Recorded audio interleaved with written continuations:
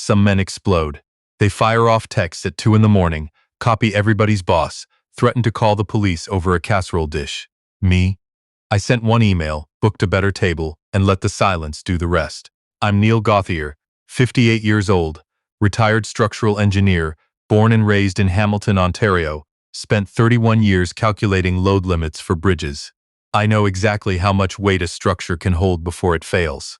I also know the precise moment when something has already cracked and is just waiting to collapse.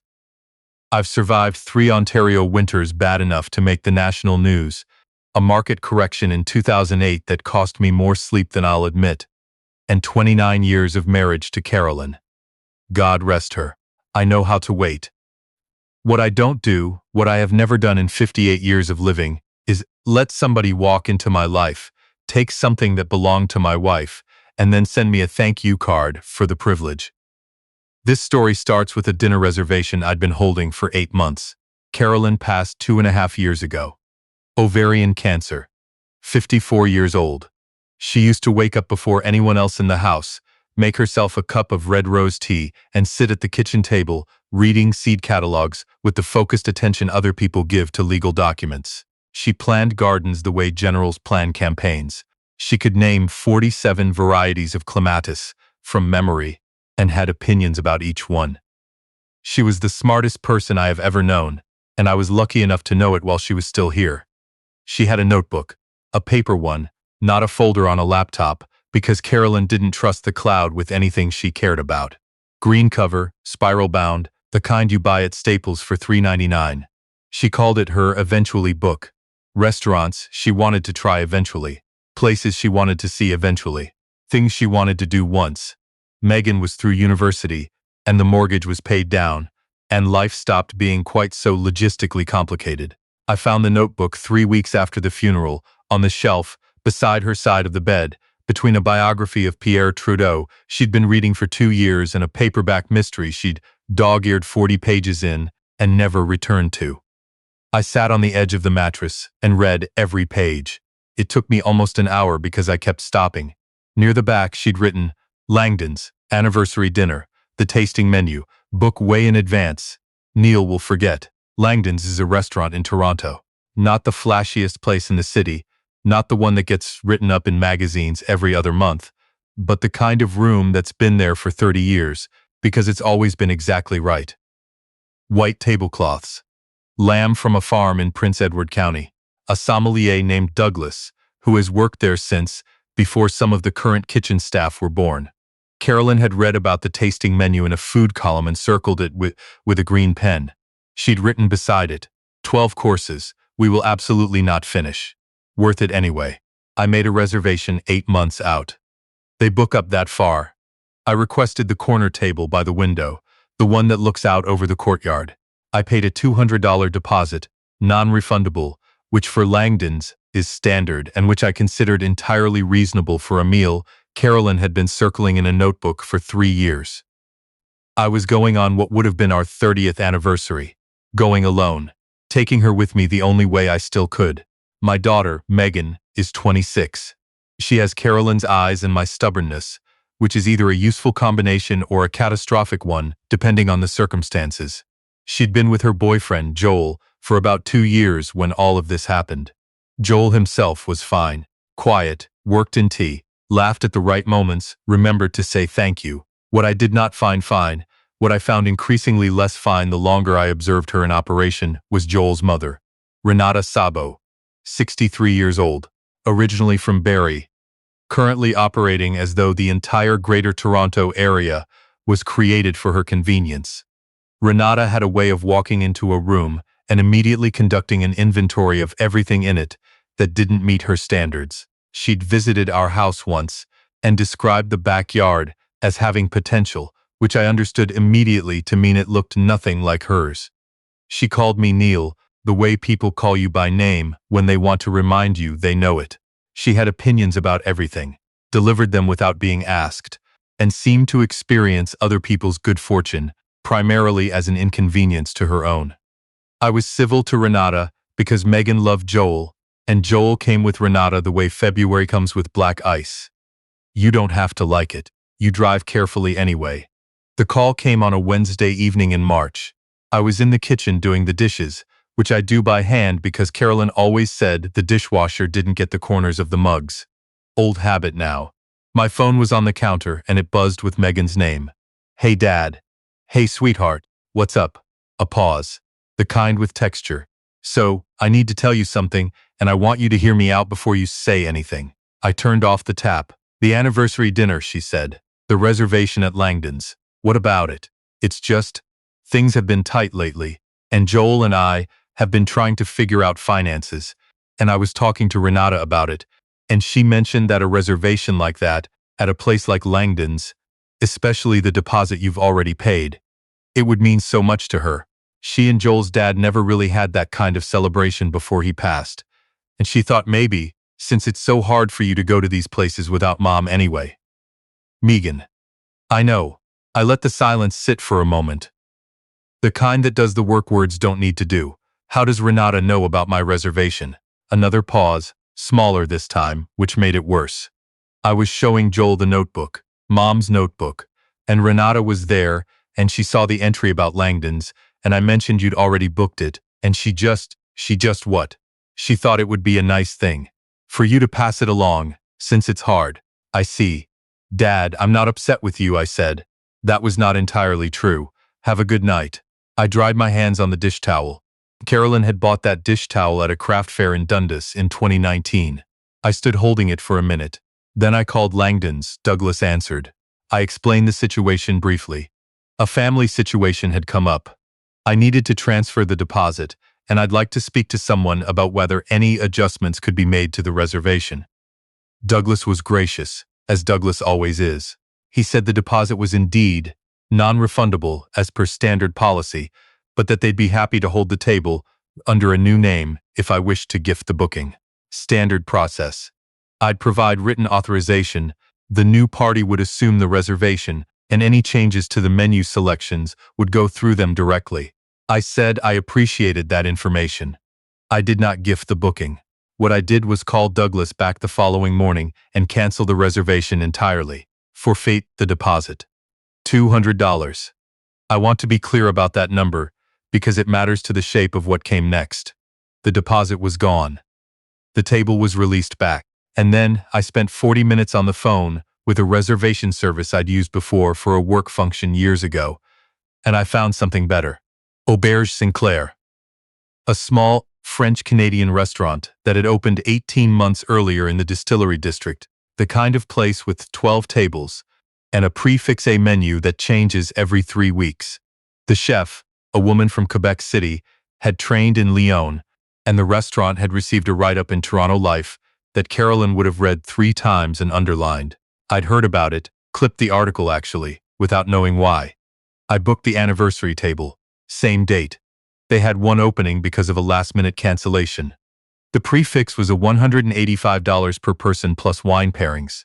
The table overlooked the cobblestones and the old brick of the distillery district, and the woman on the phone told me they could arrange for a small acknowledgement of the occasion if I let them know the details in advance.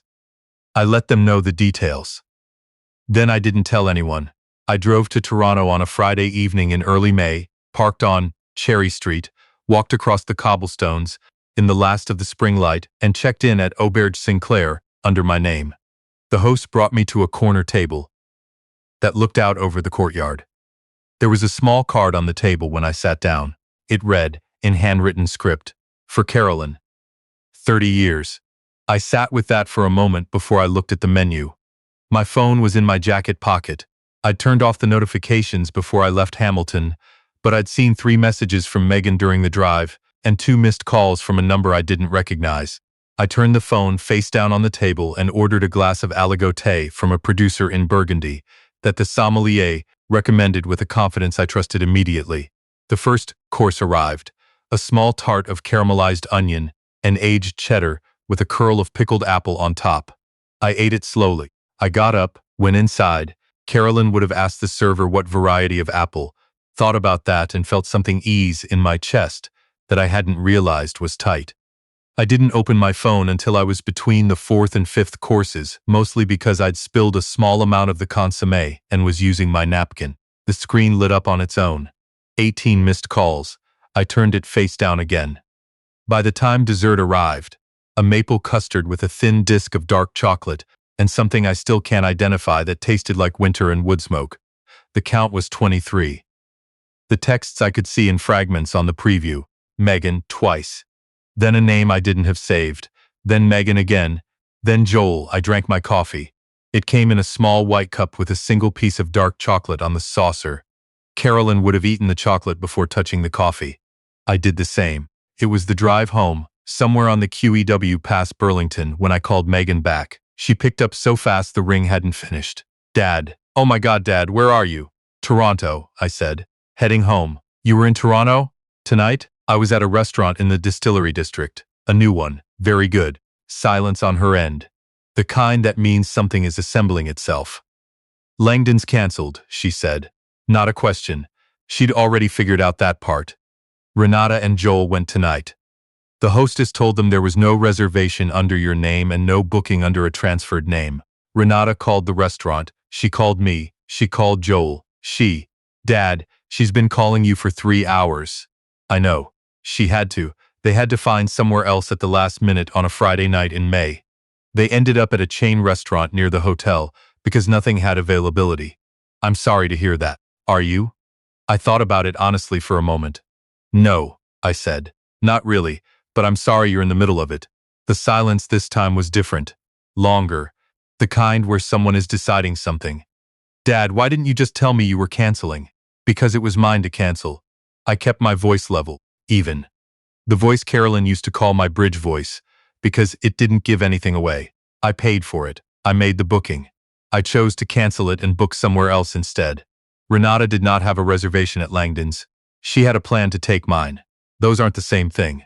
I know, Megan said quietly, and I want you to think about something. Your mother's notebook, Megan. Renata had no business looking at that notebook, and you had no business showing it to anyone who was going to treat it like a menu. A long pause. When she spoke again, her voice had changed. I know, Dad. I'm sorry. That was wrong. I didn't think about it that way when it was happening, but I know that was wrong. I know you do, I said. That's why we're talking about it. Is Joel going to hear about this from her for the rest of the year? Probably, I said. That's the thing about Renata. She'll need someone to be angry at, and I'm not available. Something that might have been a laugh from Megan's end. Where did you go? The restaurant. Auberge Sinclair, French-Canadian. 12 courses. Maple custard at the end. Your mother would have asked the kitchen for the recipe, and they probably would have given it to her because she was the kind of person kitchens gave recipes to. Was it good? I thought about the card on the table. The aligate, the apple on the tart. Yeah, I said. It really was. She was quiet for a moment. I could hear her breathing, and behind it the sound of her apartment, the particular ambient quality of somewhere she'd made her own. I miss her, she said. I know. Me too. Are you mad at me? No, I said. You made a mistake. You know you made it. We're okay. She didn't say anything for a moment. Then, how much was the new place? More, I said, and left it there. I found out the fuller picture over the following 2 weeks, partly from Megan, partly from Joel, who is a more straightforward person than his mother's behavior would suggest is genetically possible, and partly from one moment at a farmer's market in Hamilton, in early June, that I hadn't anticipated and did not engineer. What had happened was this. Renata had taken Joel's original mention of the Langdons' entry in Carolyn's notebook and converted it, through a sequence of conversations I was not party to, into a settled plan.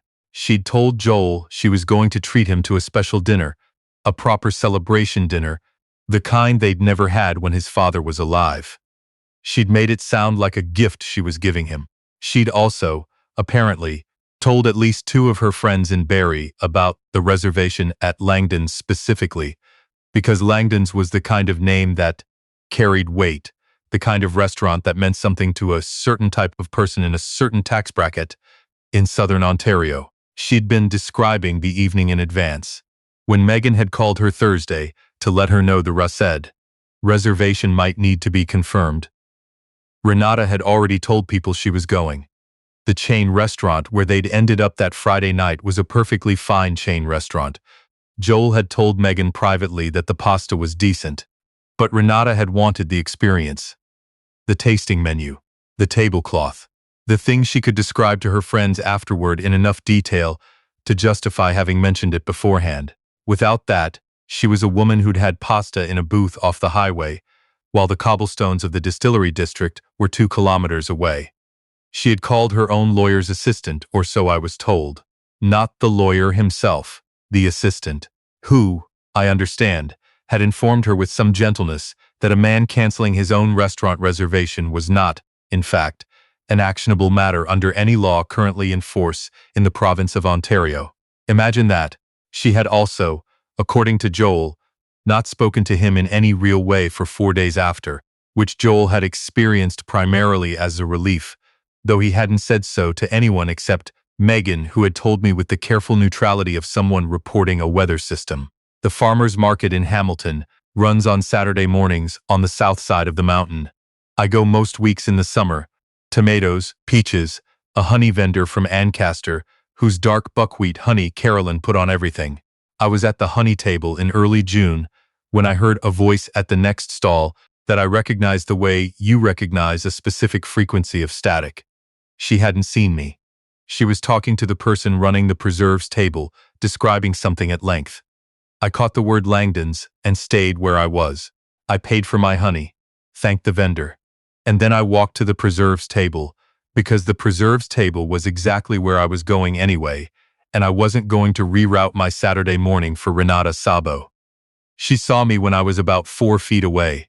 The color shifted in her face in a way that was entirely involuntary. The kind of physical response that happens before the social performance catches up. "Neil," she said. "Renata. Good morning."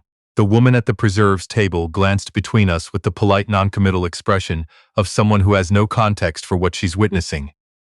I picked up a jar of peach jam, read the label, set it back down. "I heard you had a difficult evening in May," I said. "I'm sorry the dinner didn't come together the way you hoped." She gathered herself. That particular gathering, the straightening of the spine, the repositioning of the expression, I'd seen it before. "What you did," she said, "was deliberately cruel." "I canceled my reservation," I said. "My reservation, that I paid for, the one that was never yours. You knew we were expecting it." "I knew you were expecting something that was never offered to you," I said. My voice was easy, Hamilton easy. The kind of easy that comes from having nothing to prove. There's a difference between those two things, Renata. I didn't take anything from you. You tried to take something from me, and when you found it wasn't there, that felt like a loss. I understand that, but it was never yours. She opened her mouth, closed it. "The notebook," I said. "Carolyn's notebook. I want you to understand what that notebook was. It was 30 years of things she was saving for later.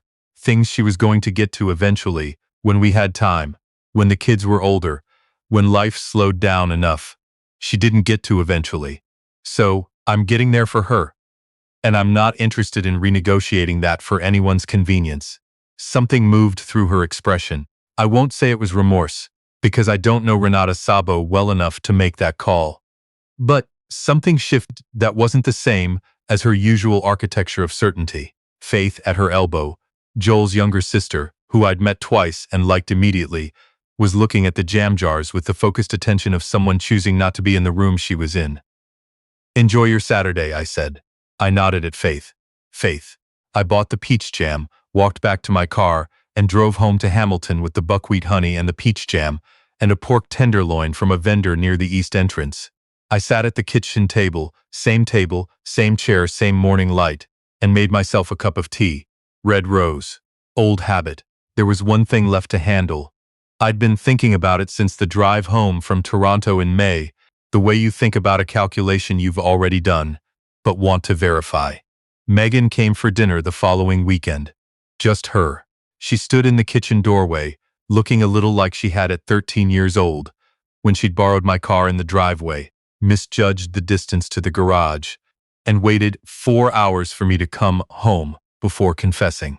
I made roast chicken, the way Carolyn used to make it, with lemon under the skin and a bunch of fresh thyme. Because some things you keep doing, precisely because they're worth keeping. We ate, and we talked. And after a while, Megan talked about Joel and the pressure she felt around Renata and the way a simple thing would become a complicated thing. The moment Renata got hold of it and started reinterpreting it for her own purposes. She talked about her mother, about missing her in specific ways that surprised her, not on the obvious days but on ordinary Tuesdays when she'd pick up her phone to call, and then remember. I know, I said. Tuesdays are hard. She nodded. Her eyes were bright in the way they get when she's holding something carefully. Before she left, I handed her an envelope. What's this? For you, I said. Not for Joel, not for Renata, for you. She opened it. Inside was a printout. The booking confirmation for Auberge Sinclair.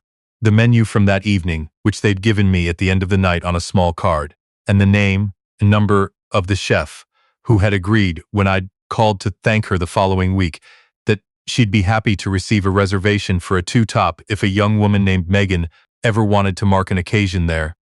And a note in my handwriting that said, "Your mother would have loved this place. Take someone you trust." Megan looked at it for a long time without speaking. Then she looked up and I saw Carolyn in her face so clearly it knocked some of the air out of me, and that was fine. That was exactly right, Dad, she said. I know, I said. She hugged me in the front hallway for a long time. I let her. There's a photo on my phone now. I set it as my wallpaper 2 days after I got home from Toronto. It's the table at Auberge Sinclair, taken before the first course arrived. White linen, the window behind it showing the evening light settling into the old brick of the distillery district, and in the foreground, on the white tablecloth, the small handwritten card that read, "For Carolyn, 30 years." Carolyn's notebook is on the shelf in the kitchen now, beside the window where her seedling trays used to sit in March. I've been working through it, not rushing. A few entries a year. The garden journal. The ferry to Newfoundland she bookmarked twice. The drive along the Cabot Trail she'd labeled with a small star and the words "someday" underlined. I'm Neil Gauthier, 58 years old, retired structural engineer from Hamilton, Ontario. I don't make threats. I don't demand apologies. I don't perform my grief for anyone's benefit or rearrange my life around the expectations of people who are used to getting their way by attrition. I cancel my reservation, I book a better table, and I eat every course slowly, the way she would have wanted me to.